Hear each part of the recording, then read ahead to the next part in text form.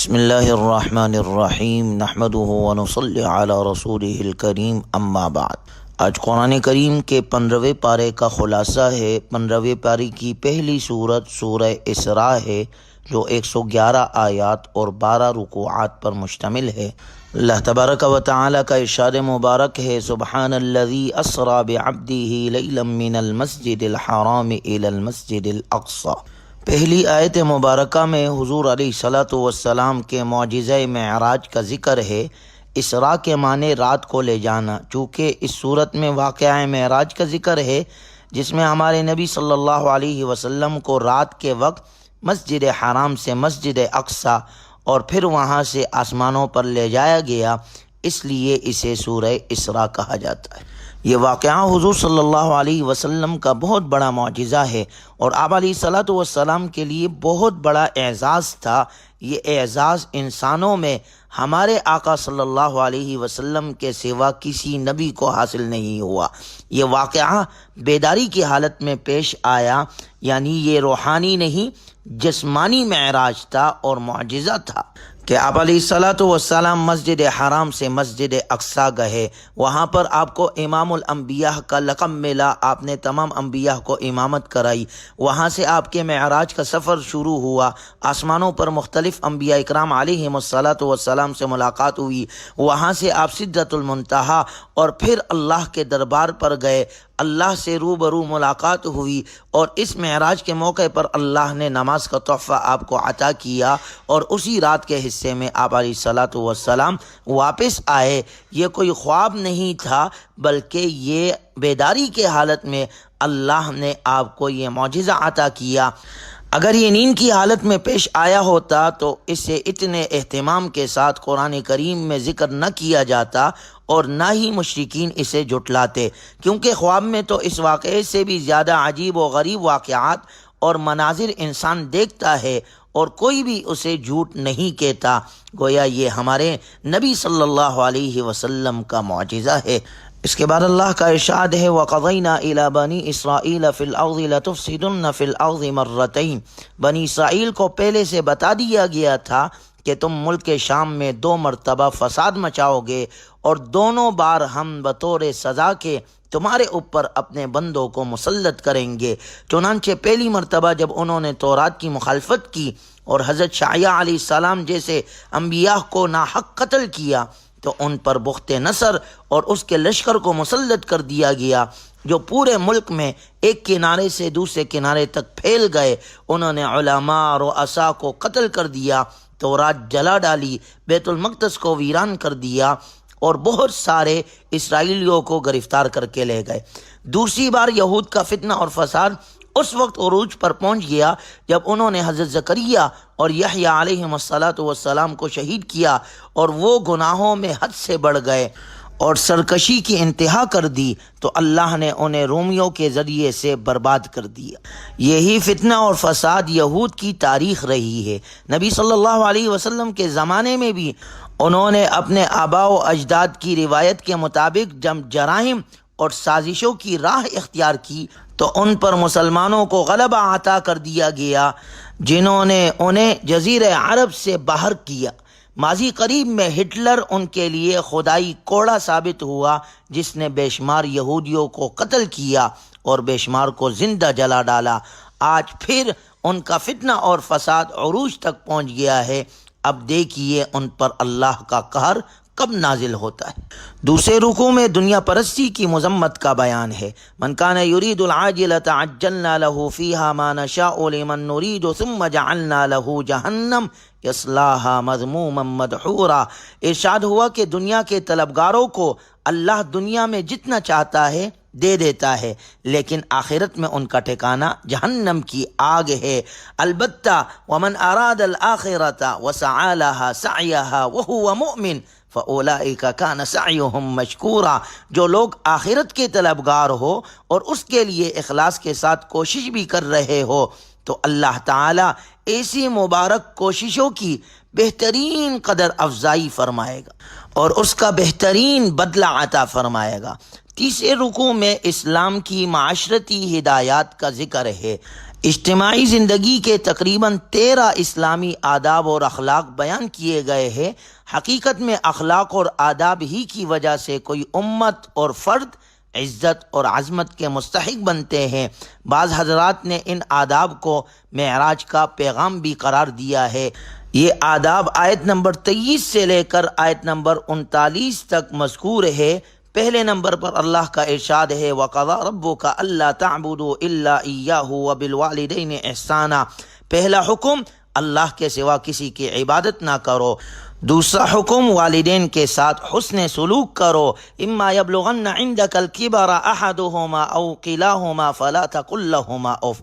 ان دونوں میں سے کوئی ایک یا دونوں اگر بڑی عمر کو پہنچ جائے تو انہیں اف تک مت کہو۔ ولا تنہرہما، نہ انہیں جھڑکو۔ وقل لہما قولا کریما، ان سے اچھے انداز سے بات کرو۔ اپنے دونوں بازوؤں ان کے لیے جھکا دو اور اپنے رب سے ان کے لیے دعا کرو رب ارحمہما کما ربیانی صغیرا، اے ہمارے رب میرے والدین پر رحم فرما جس طرح بچپن میں انہوں نے مجھ پر رحم کیا ہے۔ گویا یہ دعا بھی ہمیں ہمیشہ والدین کے لیے کرنی چاہیے۔ تیسرا حکم وَآتِ ذَا الْقُرْبَى حَقَّهُ وَالْمِسْكِينَ وَابْنَ السَّبِيلِ، رشتہ داروں، مسکینوں اور مسافروں کو ان کا حق دو۔ چوتھے نمبر پر فرمایا وَلَا تُبَذِّرْ تَبْذِيرًا، مال کو فضول خرچی میں نہ اڑاؤ۔ ان المبذرین کانوا اخوان الشیاطین، بے جا فضول خرچی کرنے والے شیطان کے بھائی ہے۔ چھٹا حکم وَلَا تَقْتُلُوا أَوْلَادَكُمْ خَشْيَةَ إِمْلَاقٍ، اپنی اولاد کو مفلسی کے ڈر سے قتل نہ کرو۔ ساتواں حکم وَلَا تَقْرَبُوا الزِّنَا، زنا کے قریب نہ جاؤ۔ آٹھواں حکم وَلَا تَقْتُلُوا النَّفْسَ الَّتِي حَرَّمَ اللَّهُ إِلَّا بِالْحَقِّ، کسی انسان کو ناحق قتل نہ کرو۔ نواں حکم وَلَا تَقْرَبُوا مَالَ الْيَتِيمِ، یتیم کے مال میں ناجائز تصرف نہ کرو۔ 10واں حکم وَأَوْفُوا بِالْعَهْدِ، وعدوں کو پورا کرو۔ 11واں حکم وَأَوْفُوا الْكَيْلَ وَالْمِيزَانَ بِالْقِسْطِ، ناپ تول انصاف کے ساتھ کیا کرو، پورا ناپ تول کیا کرو، اس میں کمی نہ کیا کرو۔ 12واں حکم کسی ایسی بات کو قبول نہ کرو جس کے لیے تمہارے پاس علمی دلیل نہ ہو۔ 13واں حکم وَلَا تَمْشِ فِي الْأَرْضِ مَرَحًا، زمین میں تکبر کی چال مت چلو۔ إِنَّكَ لَن تَخْرِقَ الْأَرْضَ وَلَن تَبْلُغَ الْجِبَالَ طُولًا، نہ تو تم زمین کو پھاڑ سکتے ہو اور نہ پہاڑ سے اونچے ہو سکتے ہو۔ ان تمام اجتماعی زندگی کے آداب اور اخلاق کا ذکر کرنے کے بعد، معاشرتی ہدایات کا اصول بتلانے کے بعد، آخر میں دوبارہ کہہ دیا اللہ کے ساتھ کسی کو معبود نہ بناؤ۔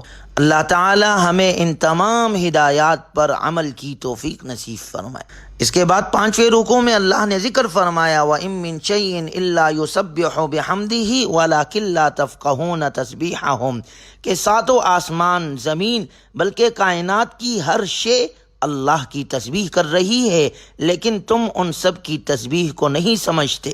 اس کے بعد مشرکین کے اعتراض کا ذکر ہے کہ وہ کہتے تھے کہ انسانوں کو کیسے دوبارہ زندہ کیا جائے گا۔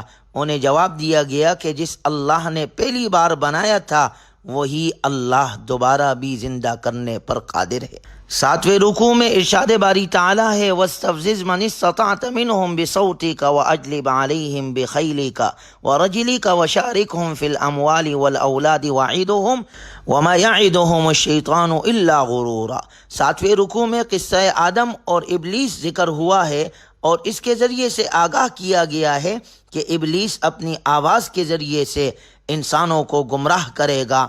موسیقی، گانے، گمراہ کن تصورات کی تبلیغ، لسانی اور نسلی تعصبات کا پرچار اور فرقہ واریت کی پکار ابلیس ہی کی آوازیں ہے۔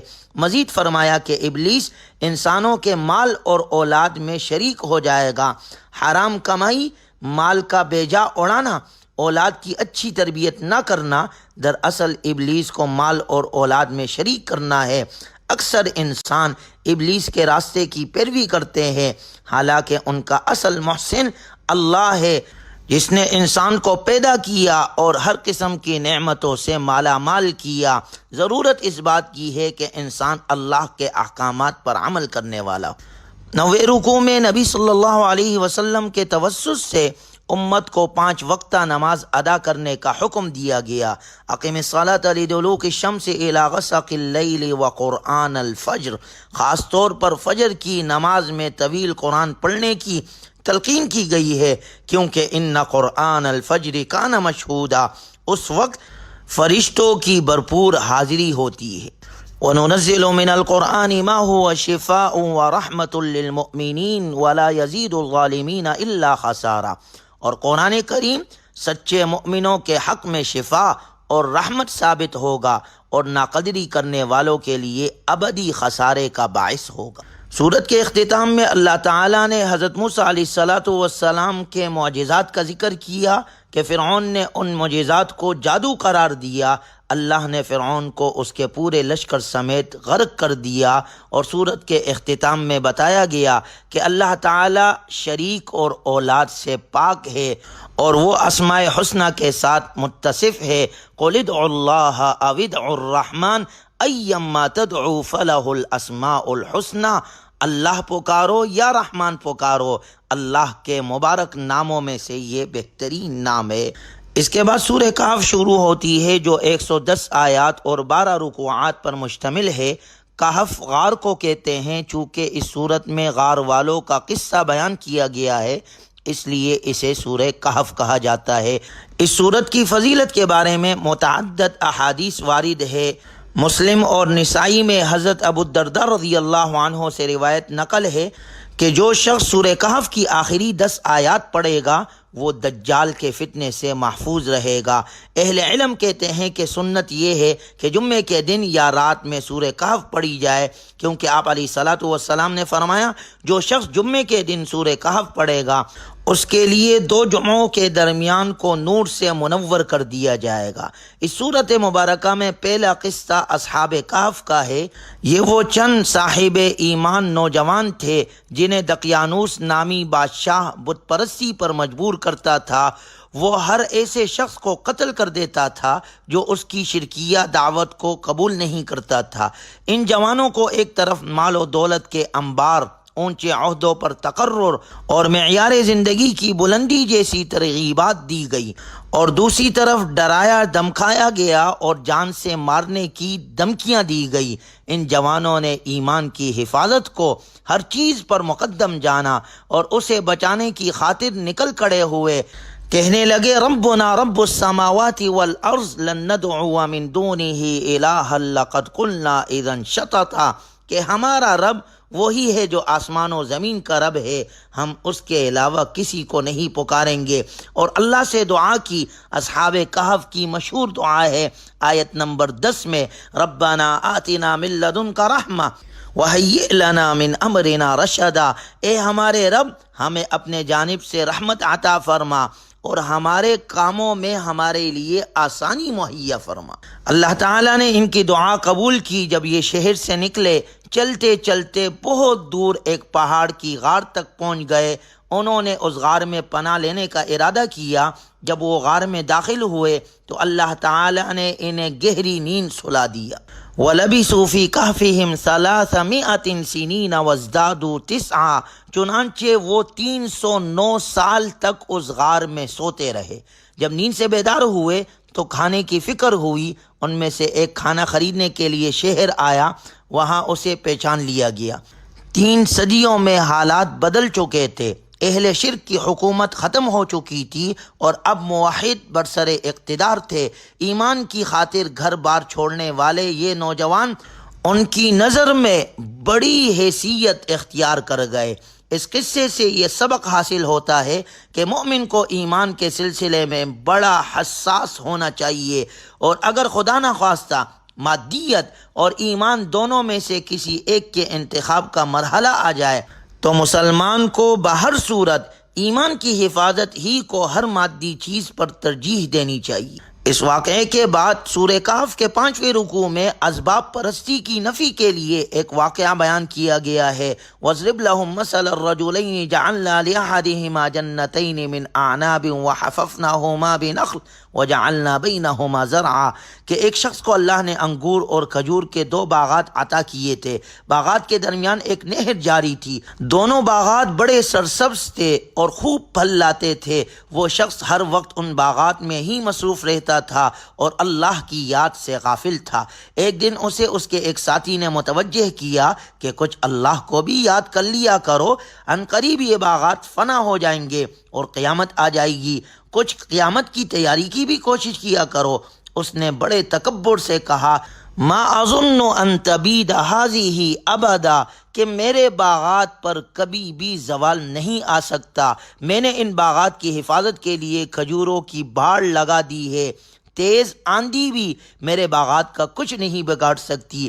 وہ بڑے بڑے دعوے کرنے لگا۔ اسے یہ غلط فہمی ہو گئی تھی کہ یہ مال و دولت اسے ہمیشہ حاصل رہے گا اور اس پر کبھی بھی زوال نہیں آئے گا۔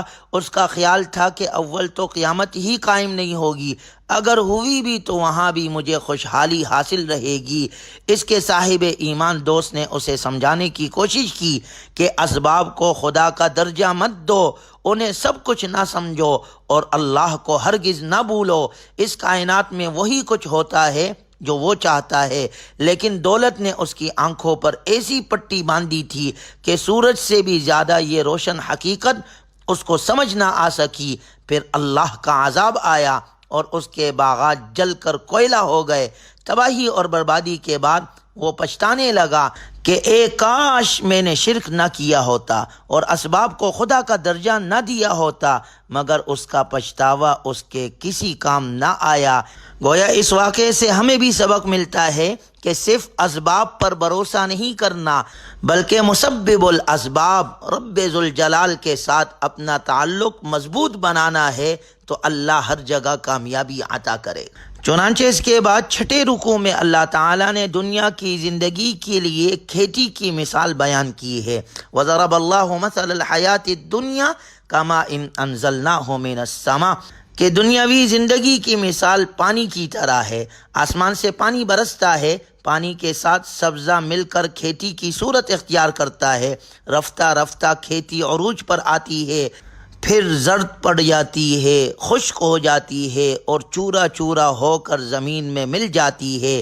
اسی طرح سے انسان کی زندگی کا بھی ایک دورانیہ ہے، روح اور جسم ملتے ہیں، انسان پیدا ہو کر دنیا میں آتا ہے، جوانی کے عروج کو پہنچ جاتا ہے، پھر بوڑھا ہو جاتا ہے اور وفات پا کر سپرد خاک ہو جاتا ہے۔ المال والبنون زینۃ الحیات الدنیا، مال اور اولاد تو دنیاوی زندگی کی زینت ہے اور یہیں رہ جاتے ہیں۔ والباقیات الصالحات خیر عند ربک ثوابا وخیر املا، اور باقی رہنے والی اور ساتھ جانے والی نیکیاں ہے۔ اللہ ہمیں نیکیوں کی توفیق عطا فرمائے۔ قیامت کے دن جب دنیا دار انسان اپنا نامہ اعمال دیکھے گا تو خوف سے لرزے گا اور کہے گا، ما لهذا الكتاب لا يغادر صغیرۃ ولا کبیرۃ الا احصاها، یہ کیسا نامہ اعمال ہے، کوئی چھوٹی یا بڑی بات ایسی نہیں جو اس میں درج نہ ہو۔ اللہ تعالی ہمیں اس دن کی رسوائی سے محفوظ فرمائے۔ 8ویں رکوع میں اللہ کی اس رحمت کا ذکر ہے کہ اس نے انسانوں کی ہدایت کے لیے کئی رسول بھیجے۔ رسولوں نے انسانوں کو نصیحت کی کہ عارضی دنیا کے بجائے دائمی آخرت میں کامیابی کے لیے کوشش کرو، لیکن اس سے بڑا ظالم کون ہوگا کہ جسے نصیحت کی جائے اور وہ اس نصیحت سے اعراض کرے۔ عنقریب یہ ظالم برے انجام سے دوچار ہوں گے۔ اللہ ہماری حفاظت فرمائے اور قرآنی تعلیمات پر عمل کرنے والا بنائے۔ اس کے بعد موسیٰ علیہ السلام اور خضر علیہ السلام کا واقعہ اور ذوالقرنین کا واقعہ ہے، جس کا ذکر انشاءاللہ کل کے درس میں کیا جائے گا۔ وآخر دعوانا ان الحمد للہ رب العالمین۔